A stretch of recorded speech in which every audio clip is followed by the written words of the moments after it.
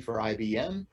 I have spent 28 of my 33 years at IBM helping to grow our cybersecurity business from about 12 of us and about $1 million business to 9,000 of us and a $3 billion business and one of IBM's primary growth engines.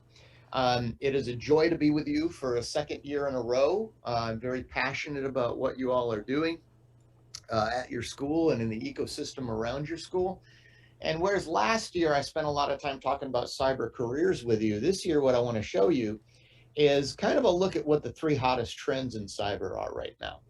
Because it's important to understand context and understand where the puck is headed, right? Or where the pucks are headed in cybersecurity. So I'm going to try to, in about 15 or 20 minutes, to be respectful to the schedule of the event, and give you a view of what the top 3 trends are. So let me get into these. The first one, and it shouldn't be a surprise to anyone, is zero trust. There is no hotter trend in cyber right now than zero trust. And in fact, it's almost kind of a problem because zero trust is so hot that every vendor in the universe, including us, is out there saying, oh, zero trust is important and zero trust equals whatever I happen to do in my portfolio, right? So people are getting a little cynical about it because they're going, what's the real definition? Well, I'll tell you what the real definition is. The real definition is NIST, N-I-S-T, has an 80-page paper that is publicly available that defines what zero trust is. And it is well worth the read. Usually those kind of spec papers drive me insane. But this one is very well done. But I'll give you a 4-word synopsis of those 80 pages. What zero trust is never trust, always verify. That's what it is. Never trust, always verify. What does that mean? What that means is anytime anyone is trying to connect to anything, you can't assume that it's legitimate. Even if it's the same user with the same password from the same device configured in the same way, connecting at the same time they connect to you, to your systems every day for the last 15 years. It does not matter. In zero trust, it's never trust, always verify. Always take a look at what's going on in that situation. Now, the concept of zero trust has been around for more than a decade. Why all of a sudden in the last 1 or 2 years has it gotten so white hot? Well, very simple reason. As organizations move to the cloud and move to hybrid cloud, because most organizations, right, there's no one size fits all for public cloud providers. They'll use AWS for some stuff and Azure for stuff and Google Cloud for stuff and IBM Cloud for stuff and even some others. And so you end up with a hybrid cloud environment.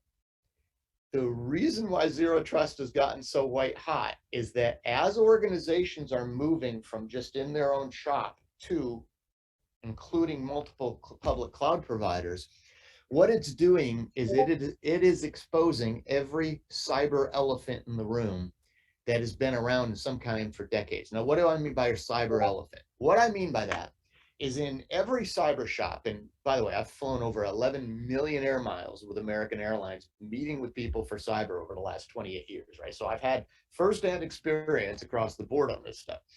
And a cyber elephant is I'll walk into a client and they'll tell me, hey, we really got our act together. We're doing all this great stuff on cyber. And then I'll say, are you confident you know where all your sensitive data is? And before hybrid cloud, at that moment, the client would generally look at me and kind of go, well, we got some work to do there. We know where some of our sensitive data is stored and who's accessing it, but people are making copies of it, putting in flat files. We really don't know what that is. So there's been a cyber elephant in the room, meaning it's sitting there, but nobody really wanted to talk about it unless you ask about it around, do you know where your sensitive data is? Well, think about this. Now that people are digitally transforming, modernizing, right? Cloud transformation. What they're doing now is they're taking some of that sensitive data that they weren't even aware was in a certain place and putting it on a public cloud provider where often the default is to be not protected. So that zero trust is hot now of never trust, always verify, because this thing that we didn't realize that, well, we realized, but we don't want to talk about because we're not sure what to do about it, such as we don't know where all of our sensitive data is, and we really don't have a lot of confidence that only the right users can get to the right stuff. We know that we're pretty good about that, but we know we're not 100% on it. When you expose that to a public cloud provider, you potentially have massively increased the risk and attack surface that the company has. A very simple example for you. In all of my travels over almost 3 decades doing this, there are about 3 companies that really stood out to me as having the most mature cybersecurity programs I've ever seen. The right controls, the right technologies, the right approach, all this stuff. And the one that honestly I would consider to be best I've ever seen, it was a former military guy, was the CISO, ran it tight ship, incredible maturity, incredible innovation in how they did cyber. Well, guess what?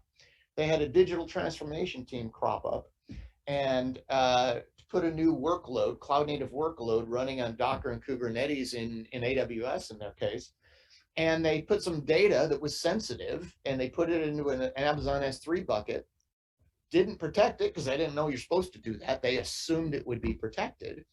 And a week later, they're front page news for one of the best shops I've ever seen in the world. So the reason, once again, is zero trust has exploded is that as soon as you go to the cloud, you expose all the bad practices that you didn't even know you had to a much larger and easily hacked population. And I don't mean AWS is easily hacked. I mean that it's easy to put data out there and not realize that it doesn't default to locking down the data, right? So bottom line is zero trust has gotten white hot.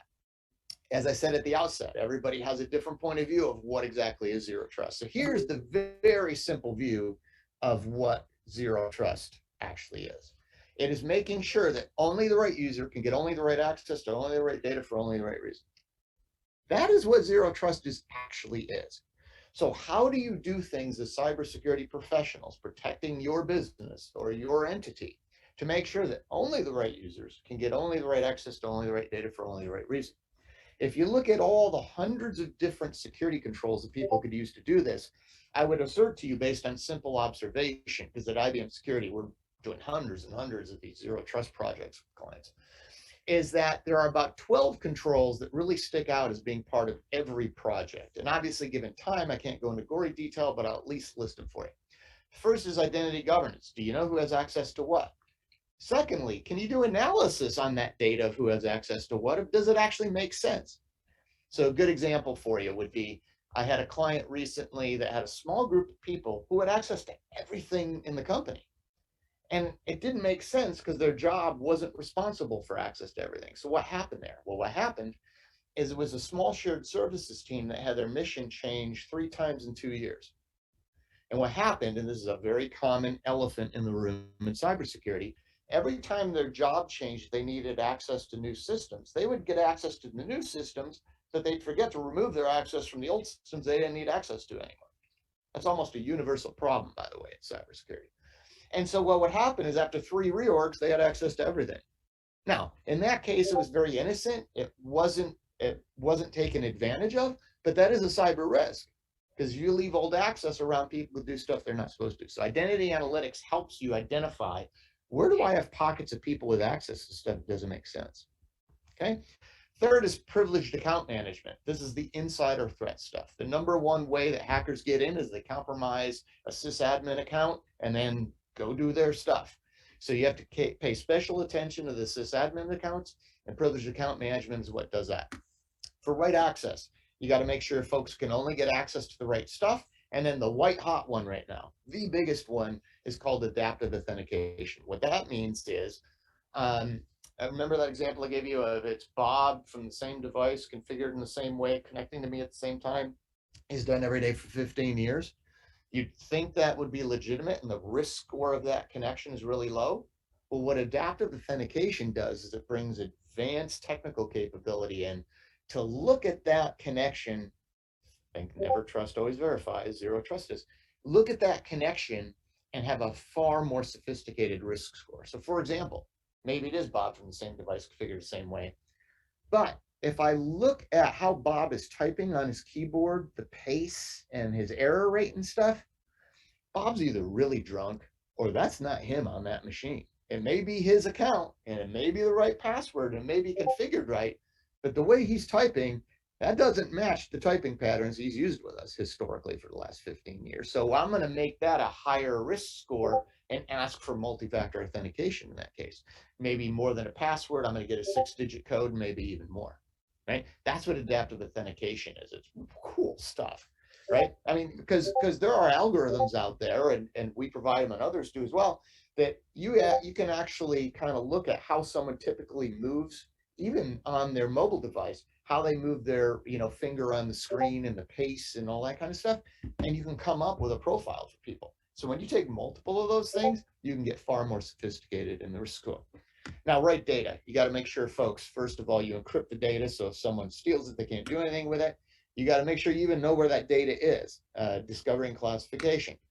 DFAM is an acronym for Data and File Activity Monitoring. It means, can you lock down access to very specific pieces of data?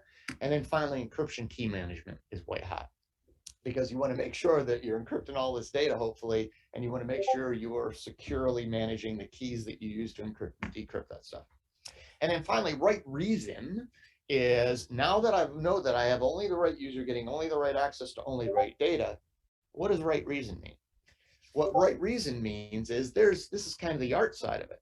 So, for example, everyone would like to say, let me look at all the access to my sensitive data over the last, let's call it 2 years, and use some advanced algorithms to look for one-offs that could indicate a hack attempt or a hack that we missed. And but the problem is, most organizations don't store data about access to sensitive data, because it's essentially metadata, right? And so most people don't store that, or if they do, it's very little, so your algorithms can't find much. What's happened is, when you go to a cloud-based architecture, you can absolutely do this. So the analysts haven't even come up with a name for this yet. We call it data risk insights. Not a great name. We don't know what to call it, but the idea is, look at access to sensitive data over long periods of time and figure out where the bottlenecks are. Second is determine transactional fraud. So if someone's doing, say, a business transaction, can you detect that is a high likelihood this is a fraudulent transaction, and doing it electronically? And finally, config and management. Configuration and management is a control that in a zero trust environment applies at 3 levels. First of all is, of course, device configuration and management. Second is network configuration management. And third, the one that's messing up most of the cyber teams right now, is the cloud native stack configuration management. What I mean is, when a company is digitally transforming, they'll often be developing, right, through Agile DevOps, code that runs in Docker containers running in Kubernetes, such as with Red Hat OpenShift, right, which is enterprise-grade Kubernetes. And you have this cloud native stack that most of the cyber pros out there have zero experience with. So when a cyber bulletin comes out and says, hey, there's this new piece of malware that's sort of taking advantage of a default configuration in that multi-layer cloud native stack, most cyber teams have no idea what that means, right? So config and management is a big one. So those are the 12 controls that we're seeing pop up in every one of these zero trust projects, which once again is all around, how do you make sure that you implement the concept of never trust verify, which means every time someone tries to connect something, you want to have a risk score associated with it. And these controls I just shared with you are the things that give you that risk score and the ability to actually implement the concept. Now, yeah, please. I do not. Anissa, are you sure that you have the Discord put on Do Not Disturb? You're on mute. Sorry, hold on just a second. Okay, Bob, go ahead. I'm sorry. Thank you. Okay, that's all right. Sure. All right. So as I said, so I've got about 5 minutes left with you. There's 2 other trends that are white hot cyber. As everybody's focused on never trust, always verify, because the move to hybrid cloud is exposing these elephants that many organizations haven't dealt with for years. In the zero trust spec is this concept of a trust algorithm. And a trust algorithm says, what are the things happening in my environment that influence how I implement that stuff I just shared with you? So what we're seeing is that to make that better, everyone is re-looking at, how do I do threat management? How do I detect threats and respond to them? So the basic way that organizations do that today is very simple. It's not simple to do, but it's simple to articulate. What everybody does, they start by finding the needles in the haystack, or as some clients say to me now, everything looks bad, so you're trying to find needles in the needle stack of what are the potential indicators of compromise. Then you got to confirm that each needle is sharp enough to take action on. And then if it is in fact needs work, then you go fix what you find. That's how the typical security operations center SOC works. You find potential problems, you vet whether they're really problems, and the ones that are, you got to go fix it. So the way everybody does this is actually pretty predictable. And it's a good thing because there's layers of maturity of how you do these things.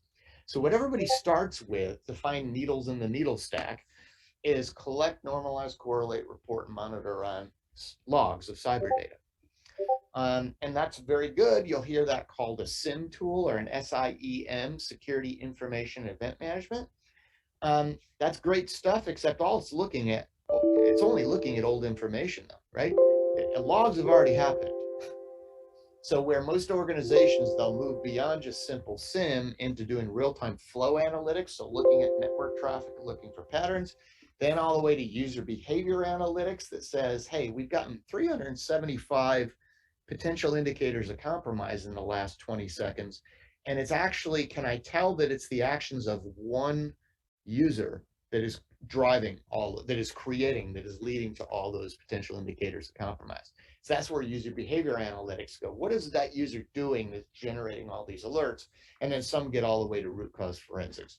So you've got data coming in from endpoints, network, cloud apps, et cetera, all of that stuff. And so getting more mature at how you do that is what organizations are very focused on. How do we get better at finding the needles in this big needle stack? Secondly, once you find a potential indicator of compromise, how do you vet whether it's really a problem for you? We did an informal study a couple of years ago on this and found that the most common practice around the world is a radical technique called Google search. And that the level 1 SOC analyst would get really good at saying, well, we saw this and this, like a configuration change to a device and some strange behavior related to that device. Has anyone else seen this? And then they go Google it. And they also talk to their blog buddies. The problem with that, of course, is twofold. One, it's manual. And two, my X-Force research team tells us that roughly only 20% of the world's threat intelligence is indexed and searchable. So the most common practice around the world for vetting whether an indicator of compromise is in fact a problem for your specific organization is manually searching through 20% of the data. So the way to improve that, without a doubt, is leveraging AI. There's been a lot of hype over the years of cyber and AI. Some of it is crazy. Some of it's totally legit, and we know that because we've been investing in AI with Watson for decades, and we're now past the 5-year mark of investing in Watson for cybersecurity, where we now collect over 1 million sources of threat intelligence on a daily basis, and Watson over the last 5 years has learned how it all relates. So when you ask, hey, we saw this thing, has anyone else seen it? You get a response based on an immediate, like seconds in most cases, view of all of the cyber intelligence that's out there up to the minute. So AI has a radical impact, and no roomfuls and buildingfuls of people can ever do what AI can do around vetting indicators of compromise. Then finally, when you get to fix what you find, you would think that every organization would say, man, if we had this kind of cyber attack, then who would have to do in what order to recover from that cyber attack? You'd think everybody would do that. But the latest study I saw is that only 73% of organizations still haven't done that. So I was a math minor. I was a computer science undergrad, math minor, and then I got a master's degree in group psychology. And ask about that sometime. That's because I work in cyber and people do crazy things, and I wanted to understand it. But I write null set, nice math symbol, meaning 3/4 of organizations make up their cyber incident response as it's happening. And it doesn't take a social psychologist to point out that the worst time to come up with a collaborative plan across an organization on how to respond to a cyber attack is when everybody's running around pointing fingers at each other, freaking out. And yet that's what 3/4 of organizations do. So the way to get better at that is both build cyber awareness across the organization, as well as build and automate the incident response runbooks or playbooks, they're called. Okay. And you want to get more mature on that stuff. So that's the second trend going on in cyber. With zero trust, it's never trust, always verify. Heavy focus on identity management and data security. On threat management, it's all around find the needles in the haystack or the needle stack, confirm them, and then fix what you find. And the final thing I wanted to share with you, and by far the most like wow one, is a very simple. Oh, by the way, we got a bunch of products that do this stuff, right? You'd expect that. That's not what I'm here to talk about. The third trend is how do you support the modernizing or the digital transformation of the organization around you? If you take anything out of my time with you here, this is the most profound thing to realize. Cyber teams have operated in a very predictable way for the last 20 years, and it's actually served us well for 20 years. But as soon as an organization starts digitally transforming, the way we've done it for 20 years is not scaling. What do I mean by that? Well, the way everybody runs what you see on the screen here is, hey, when we have a new source of cyber relevant data, like potential indicators of compromise, what you do, of course, is you just take that information and feed it into the same tool that I'm taking everything else from my security tools and my databases and stuff. Typically, it's that find bubble. Whatever technology you're using there, whether it's the IBM QRadar stuff or Splunk or something like that, is that everybody says, well, I'm just going to take that data. Well, little problem with that. When you go to cloud and hybrid cloud, whether you have a single cloud provider or multiple, those public cloud providers don't want you taking data off their platform. They want you moving more of your workload to their platform. So guess what they do?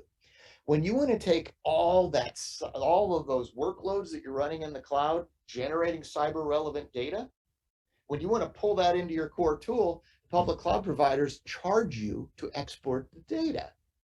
And there's a lot of data. So essentially, to do cyber like we've done it for the last 20 years, which is let me just grab that data and throw it into my core tool, you now are signing up for a permanent tax. And by the way, that nobody expected to have. And depending on what tool you use, you might get charged for ingestion just to analyze it. So now you're signing up for a double tax. Nobody wants to do that. So the assertion here is that if you want to support the modernization of the organization around you, don't just pedal harder on the hamster wheel of doing what we've done in cyber for 20 years. Literally modernize how you deliver cyber to an organization. And what we did, we started thinking about that 3 years ago of how do you do that? And we realized that this picture is missing a step. The missing step is federated search and investigation. What does that mean? What that means is that instead of saying, I'm going to take all my cloud cyber data and combine it with all my on-prem cyber data, instead, leave that data where it is. Don't incur that single or dual tax. And instead, when you see an indicator of compromise from anywhere, just go ask everyone else, what are you seeing on this? And then process it. Very, very simple. And that's what a federated search and investigation is. And so we actually wrote that as cloud native code, running once again on literally Docker containers, running on Kubernetes on Red Hat OpenShift. And so it is literally a modernized microservices framework. And you're seeing that the whole industry is moving in that direction because microservices that are cloud native are easily consumed by a modernizing organization. That is a far better federated approach than saying, oh, sure, I'm just going to pay a tax for the rest of my life to take all that cyber data out of the public cloud providers I'm using, shove it into my tool, process it, and then eventually provide some insight. That doesn't scale, right? So that's what I wanted to share with you all today to kick off this great event, which is the 3 trends that are really having the most profound impact is implement the never trust, always verify concept of zero trust. Make sure you improve the maturity of how your SOC, your Security Operations Center, is running through better threat management. And by the way, the trendy term that you're starting to hear about there is XDR, Extended Detection and Response. All XDR is take that find, confirm, fix, federate, and instead of having separate teams do each step like has traditionally been done, use technology to integrate and automate all of those steps. So when you see an indicator of compromise, you vet it immediately, and if it does provide a problem for you, kick off a run book and start executing the steps to recover from it. automate and integrate all that, because that helps with the fact that there's just not enough cyber talent out there today, which is why we need as many of you coming out of school as possible with these skills. But even with all the people in the world, if you can integrate and automate all that stuff, you can get your job done much better and do it in a way that makes sense. And then finally, of course, make sure the way you support the modernization of the organization around you by modernizing how you deliver cyber through cloud native microservices. Okay, so I'll stay on for a few. Pleasure to be with you all. I tried to make up a little bit of time from getting a late start here, but it's just an honor to be with you all this morning, and wish you the best of luck with the rest of the conference.